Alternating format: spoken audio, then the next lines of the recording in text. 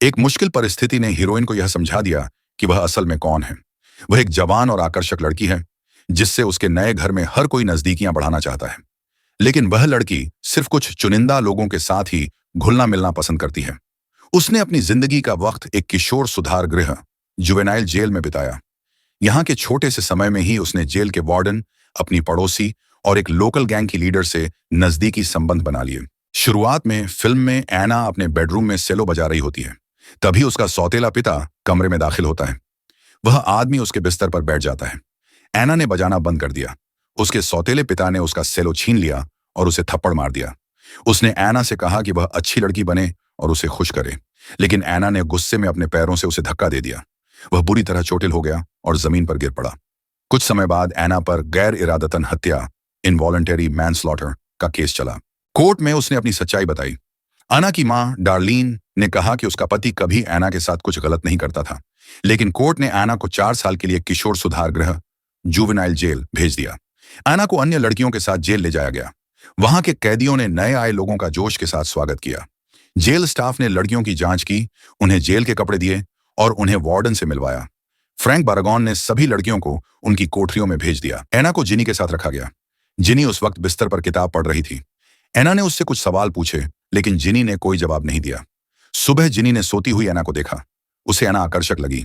जिनी ने अपनी भावनाओं को शांत करने की कोशिश की। एना ने पड़ोसी लड़की की हरकतों की आवाज से जाग कर देखा। बाद में महिलाओं को जेल के मैदान में टहलने के लिए बाहर ले जाया गया। वहां कैदियों के समूह से अलग कोडी ने एना से मिलने की कोशिश की। कोडी की तीव्रता से एना डर गई और वहां से चली गई। खाने के हॉल में उनका फिर आमना सामना हुआ। कोडी ने नई लड़की को दोस्ती और सुरक्षा का प्रस्ताव दिया। उसने कहा कि बहुत लोग एना के सुंदर चेहरे को पहले ही देख चुके हैं। कोडी ने कीला की ओर इशारा किया। एना ने विनम्रता से कोडी का प्रस्ताव ठुकरा दिया। हालांकि कोडी ने चेतावनी दी कि इसके परिणाम होंगे। उसने एना का पैर अड़ाकर उसे गिरा दिया। एना का खाना ट्रे से गिरकर बिखर गया। बाद में एना वॉशरूम के बाहर खड़ी थी। तभी कोडी और उसकी दोस्तों ने उस पर हमला किया। उन महिलाओं ने वॉशरूम में उसे सबक सिखाया। यह जगह कैमरों की नजरों से दूर थी। जब एना को होश आया तो वह नर्स के कमरे में गई।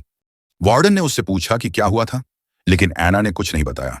नर्स जेन ने उसकी चोटों का मुआयना किया। उन्होंने एना को फ्रैंक से मदद लेने की सलाह दी। एना ने दयालु नर्स की बात मानी और वार्डन के पास गई। फ्रैंक ने वॉशरूम में हुई घटना के बारे में सुनने के बजाय उसे अकेले सेल में बंद कर देने की धमकी दी। फिर उसने एना की फाइल देखी और फैसला किया कि वह जेल के टैलेंट शो में हिस्सा ले सकती है। उसने एना को आपसी फायदे वाले रिश्ते का प्रस्ताव दिया, लेकिन एना ने उसकी बातों को अनसुना कर दिया। सेल में वापस लौटने पर जिनी एना का इंतजार कर रही थी। उसने एना से फ्रैंक के साथ हुई मुलाकात के बारे में पूछा। जिनी ने नई लड़की से अपनी कहानी बताई। उसने कहा कि वह 5 साल से जेल में है। जिनी ने एना को किस किया। दोनों ने आराम करने का फैसला किया। जिनी ने एना की मदद की ताकि वह अपनी परेशानी कम कर सके। अगले दिन कैदियों को व्याकरण की कक्षा में पढ़ाया गया। एना को क्लास में लाया गया। कीला उसे घूर रही थी। वॉक के दौरान कीला ने एना से बात करने की कोशिश की। उसी समय किसी ने गेंद मारकर एना के सिर पर चोट कर दी। जिनी मैदान में हो रही हर चीज देख रही थी। एना ने कोडी से बात करने का फैसला किया, लेकिन जो ने उसके रास्ते में रुकावट डाली। दोनों के बीच झगड़ा शुरू हो गया। गार्ड ने लड़ाई रोकी और दोनों को डंडे से धमकाया। बाद में कोडी एना के पास आई। जो ने इस बातचीत का विरोध किया, लेकिन कोडी को लगा कि नई लड़की खतरनाक नहीं है। कोडी ने कहा कि अगर एना को गैंग का हिस्सा बनना है तो उसे अपनी काबिलियत साबित करनी होगी। गार्ड ने उनकी बात बीच में रोक दी और कैदियों को खाने के लिए ले जाने का आदेश दिया। कुछ समय बाद लड़कियां सेल में इकट्ठा हुईं। कोडी ने एना को एक खास ड्रिंक दी। उसने एना के लिए एक चुनौती तैयार की। उसे कीला को झगड़े के लिए उकसाना था। एना कॉमन रूम में गई और कीला को धक्का देने की कोशिश की, लेकिन कीला ने उसे लात मार दी और एना नीचे गिर गई। कोडी ने लड़ाई का वीडियो अपने फोन पर रिकॉर्ड कर लिया। सुरक्षा गार्ड ने लड़ाई रोक दी। एना को अलग सेल में ले जाया गया। उससे कपड़े उतरवाए गए और उसे लॉकअप में बंद कर दिया गया। कुछ समय बाद एना को वार्डन के ऑफिस में ले जाया गया। फ्रैंक ने एना से कहा कि अगर उसने उसे खुश नहीं किया तो वह उसे फिर से अकेले लॉकअप में भेज देगा। मजबूर होकर एना ने सहमति दी। बाद में लड़की ने शॉवर में जाकर उल्टी कर दी। नई दोस्तों ने एना को सांत्वना दी। उसने अपने हाथ पर एक टैटू बनवाया। कोडी ने एना को आराम करने और मजा बांटने का सुझाव दिया। उसने कहा कि इससे वह तनाव मुक्त महसूस करेगी। एना ने कोडी को बताया कि पिछले महीने में उसकी जिंदगी कितनी बदल गई। कोडी ने वादा किया कि वह एना की रक्षा करेगी। उसे अपनी दोस्त की मुस्कान पसंद आई। दोनों ने आराम करने का फैसला किया, लेकिन उन्हें राहत नहीं मिली। तभी वार्डर ने उनकी गतिविधियों को रोक दिया। जब लड़कियां कपड़े पहन रही थीं, जो सेल में आ गई। उसे कोडी और एना की बढ़ती दोस्ती से दिक्कत थी। वार्डन ने एना को कोडी के सेल से बाहर निकाल दिया। मुलाकात के दिन वह कॉमन रूम में एक मेज पर बैठी थी। उसने देखा कि कीला किसी से झगड़ा कर रही थी, लेकिन एना को आश्चर्य हुआ जब उसने अपनी मां को वहां देखा। डार्लिन को अब भी यकीन था कि एना ने अपने सौतेले पिता को जानबूझकर चोट पहुंचाई। उसे लगा कि उसका पति एक अच्छा इंसान था। एना ने अपनी मां को बताया कि वह और उसके सौतेले पिता के बीच एक खास रिश्ता था। यह सुनकर डार्लिन ने अपनी बेटी को थप्पड़ मार दिया। एक सुरक्षा गार्ड ने महिला को चेतावनी दी। एना अपनी मां से नाराज थी कि उसने पहले कभी कुछ नहीं किया। डार्लिन को शुरू से पता था कि क्या हो रहा है, लेकिन उसने सब कुछ अनदेखा कर दिया। एना ने अपनी मां से कहा कि वह अब कभी मिलने ना आए। लड़की ने अपनी नई दोस्तों को सब कुछ बताया। कोडी ने एना को सहारा दिया। अचानक कीला ने एना पर हमला करने की कोशिश की। एना ने तुरंत प्रतिक्रिया दी और खुद को बचा लिया। एक झगड़ा शुरू हो गया। गार्ड्स ने कैदियों को अलग कर दिया। एना को वार्डन के ऑफिस ले जाया गया। फ्रैंक ने हमलावर को 2 हफ्तों के लिए दंड सेल में बंद कर दिया। उसने एना को आराम करने का मौका दिया और उसे बेहतर तरीके से जानने की इच्छा जताई। उनकी बातचीत के बाद एना ने फिर से शॉवर लिया। सेल में एना का व्यवहार आक्रामक हो गया। उसने जिनी को मारा, लेकिन तुरंत माफी मांग ली। जब गार्ड्स ने कैदियों का निरीक्षण किया तो उन्होंने जिनी के होंठ पर चोट का निशान देखा। जिनी ने कहा कि उसने खुद अपने होंठ काट ली। गार्ड ने एना को फिर से वार्डन के पास ले जाया।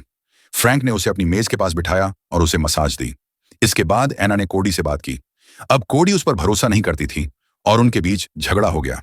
एना ने वॉक पर जाकर अपनी पड़ोसन से बातचीत करने की कोशिश की, लेकिन जिनी अब उससे बात नहीं करना चाहती थी। फिर एना कमेल के पास गई। उसने खुद को शांत करने की कोशिश की। कोडी को जब यह पता चला तो वह एना पर गुस्सा हो गई।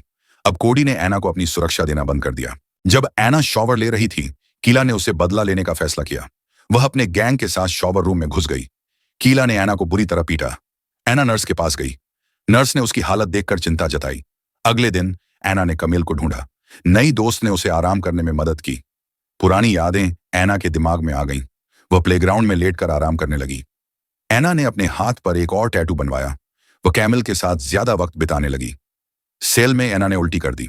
जिनी ने उसे सलाह दी कि वह नशे की लत से छुटकारा पाने के लिए किसी काउंसलर से मिले। जिनी ने कहा कि वही महिला कभी उसकी भी मदद कर चुकी थी। एना ने अपने पड़ोसी के साथ बदतमीजी की ओर चली गई। वह नीचे कॉमन रूम में गई। वहां उसने किला को देखा और गुस्सा निकालने का फैसला किया। दोनों के बीच झगड़ा शुरू हो गया।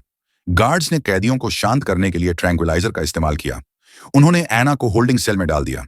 वार्डन फ्रैंक ने उसकी मदद करने की कोशिश की। सेल में एना ने फिर से उल्टी की। कोडी उसे समझाने आई, लेकिन एना ने अपनी दोस्त की बात सुनने से इनकार कर दिया। हारकर कोडी वहां से चली गई। जिनी ने एना का साथ दिया। उसने एना को बिस्तर पर लेटा दिया और उसकी मदद की ताकि वह थोड़ा सुकून महसूस कर सके। जिनी चाहती थी कि उसकी पड़ोसी अपनी लत से छुटकारा पाए, लेकिन एना को खुद पर काबू रखना मुश्किल हो रहा था। वह फिर से कमिल के पास खुशी की खुराक लेने चली गई। कोडी ने उसे देखा और बीच में रोक दिया। एना को गुस्सा आ गया और उसने झगड़ा शुरू कर दिया। गार्ड्स ने कैदियों को जमीन पर लेटने का आदेश दिया। एना ने वार्डन को अपनी जान लेने की धमकी दी। फ्रैंक ने उसे शांत करने की कोशिश की। उसने मदद की पेशकश की, लेकिन एना को पता था कि इस मदद की कीमत क्या होगी।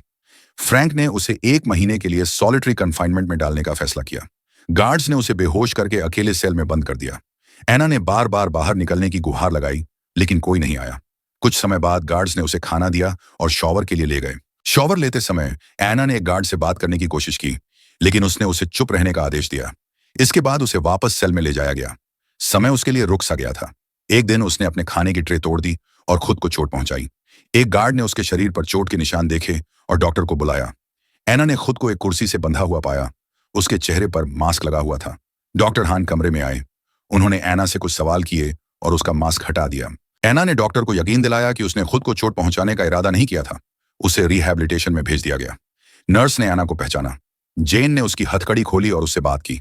नर्स ने उसे दिखाया कि कैसे हर दिन खुशी के एक घूंट के लिए लोग अपनी जिंदगी बर्बाद कर लेते हैं। एना ने उस अंजाम से बचने की ठान ली। अगले सीन में एना कॉमन रूम में आराम कर रही थी। तभी एक कैदी की तबीयत खराब हो गई। गार्ड उसे वहां से ले गए। उसी रात एना की पड़ोसी को सीजर आ गया। इस घटना ने एना को गहराई से प्रभावित किया। दोपहर के समय एना हॉल में बैठकर अपनी जिंदगी के बारे में सोच रही थी। तभी एक नर्स उसके पास आई और उसका हौसला बढ़ाया। एना ने अपनी मां से मिलने की इच्छा जताई। थोड़ी ही देर बाद उसकी मां डार्लिन उससे मिलने आई। डार्लिन ने एना से माफी मांगी और वादा किया कि जब एना जेल से बाहर आएगी तो वह उसके साथ कंजर्वेटरी जाएगी। महिला ने यह भी कहा कि वह वकील से बात करके एना की जल्दी रिहाई के लिए कोशिश करेगी। इसके बाद वार्डन ने एना को अपने ऑफिस में बुलाया। उसने कहा कि वह उसे हमेशा याद रखेगा। जेल में अपने समय के दौरान सिर्फ एना ही थी जिसने उसके चेहरे पर निशान छोड़ा। एना ने माफी मांगी और उसे सुरक्षा की गुहार लगाई। फिर एना को उसकी सेल में वापस लाया गया।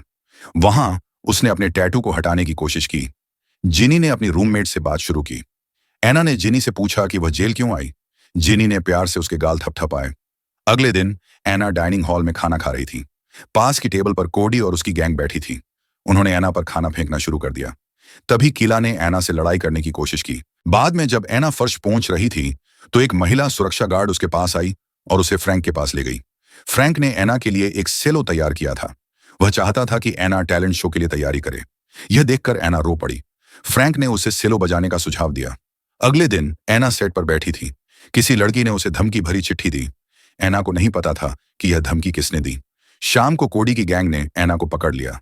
कोडी एना से गुस्से में थी। गैंग की लड़कियों ने उसे पीटा, उसके चेहरे पर कट लगाए और उसके पैरों पर चोट पहुंचाई ताकि वह सेलो न बजा सके। नर्सिंग स्टेशन पर फ्रैंक एना से मिलने आया। उसने वादा किया कि कोडी को उसके किए की सजा मिलेगी। नर्स ने देखा कि वार्डन एना पर खास ध्यान दे रहा था। जब फ्रैंक वहां से गया तो एना ने नर्स जेन से बात की। उसे डर था कि नर्स उस पर विश्वास नहीं करेगी, लेकिन जेन ने उसकी बात मानी और मदद का वादा किया। फ्रैंक अपने ऑफिस में लगे वीडियो कैमरे से उनकी बातचीत देख रहा था। उसने सीढ़ियों पर एक फर्जी घटना को अंजाम दिया। कैदियों ने जेन को धक्का दिया और उसे पीटा। एक गार्ड ने नर्स की मदद की। जेन वार्डन के ऑफिस गई, लेकिन फ्रैंक ने झूठा दिखावा किया कि उसका इस घटना से कोई लेना देना नहीं है। जेन को एहसास हुआ कि वह झूठ बोल रहा है। जब जेन वहां से चली गई तो फ्रैंक ने आदेश दिया कि उससे छुटकारा पा लिया जाए। नर्स पर लॉकर रूम में हमला किया गया। एना ने यह सब देखा। उसे तुरंत वार्डन के ऑफिस ले जाया गया। फ्रैंक ने एना को समझाने की कोशिश की कि जेन को कोडी की जलन की वजह से निशाना बनाया गया। थोड़े समय बाद जेल में टैलेंट शो आयोजित किया गया। कैदी मजे कर रहे थे। एना मंच पर आई। वह सेलो बजाने वाली थी।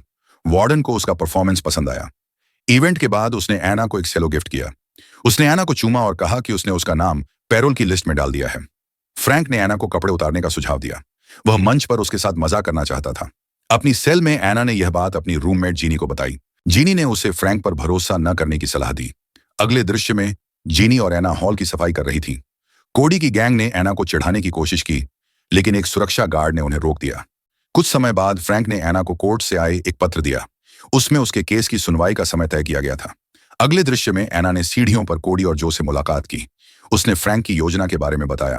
कोडी ने एना को अपना मोबाइल फोन दिया और उसे शुभकामनाएं दी। रात में एना ने एक सपना देखा जिसमें वह और उसका बॉस मजा कर रहे थे। फ्रैंक ने देखा कि एना सब कुछ कैमरे पर रिकॉर्ड कर रही थी। अचानक एना को इलेक्ट्रिक चेयर में डाल दिया गया। सुबह वह फ्रैंक के ऑफिस गई। फ्रैंक ने उसे अपनी इच्छाओं को पूरा करने के लिए मजबूर किया ताकि वह एना के लिए अच्छी सिफारिश लिख सके। निर्धारित दिन एना के केस की सुनवाई हुई। आयोग ने एना से हर चीज के बारे में सवाल किया। एना ने अपने सभी कर्मों पर पछतावा जाहिर किया। फ्रैंक ने भी बैठक में बयान दिया। शुरुआत में उसने एना की तारीफ की, लेकिन बाद में यह कहा कि एना का कानून के साथ पुराना विवाद है और उसे रिहा नहीं किया जा सकता। आयोग के अध्यक्ष ने एना की रिहाई से इनकार करने का फैसला किया। तभी एना ने उन्हें कोडी के फोन से रिकॉर्ड किया गया वीडियो दिखाया। अध्यक्ष ने फोन ले लिया। फ्रैंक तुरंत अध्यक्ष के पास आया और वीडियो को हासिल करने की कोशिश की। गार्ड ने एना को जिम से बाहर ले जाया। अध्यक्ष ने फ्रैंक को गिरफ्तार करने का आदेश दिया। जैसे ही फ्रैंक को बाहर ले जाया गया, कैदियों ने उसकी गिरफ्तारी पर खुश होकर शोर मचाया। एना की एक अतिरिक्त सुनवाई निर्धारित की गई। बोर्ड ने उसकी पैरोल को मंजूरी दी। एना ने अपनी रूममेट से विदा ली और समर्थन के लिए धन्यवाद दिया। जेल से बाहर निकलते समय उसने कोडी से मुलाकात की। कोडी ने उससे माफी मांगी। गार्ड ने एना को जेल से बाहर ले जाया। बाहर एना को उसकी मां ने गले लगाया। फिल्म का अंत एना के स्टेज पर परफॉर्म करने के साथ होता है। वह सेलो बजा रही होती है। ये थी 2014 की फिल्म जिल बे। अगर आपको यह कहानी पसंद आई हो तो लाइक करें, कमेंट करें और चैनल को सब्सक्राइब करना न भूलें। धन्यवाद।